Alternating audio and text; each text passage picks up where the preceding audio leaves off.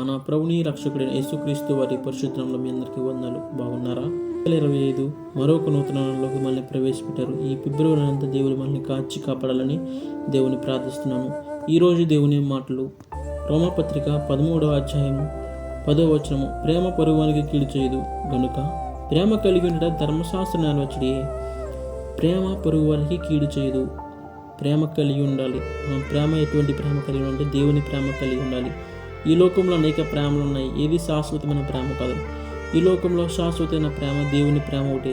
ఆ ప్రేమ కలిగి ఉంటే మనం అనేక మందికి కీడు చేయకుండా ఉంటాము. అనేక మందితో మనం సమాధానంగా ఉంటాము. యేసుక్రీస్తు వారు ఎట్టుగా అయితే ప్రేమ చూపించారో అట్టి ప్రేమ ఈ లోకంలో మనం అందరూ చూపించాలి. ఈ లోకంలో అనేక ప్రేమలకు నిదర్శనం ఏది శాశ్వతమైన ప్రేమ కాదు.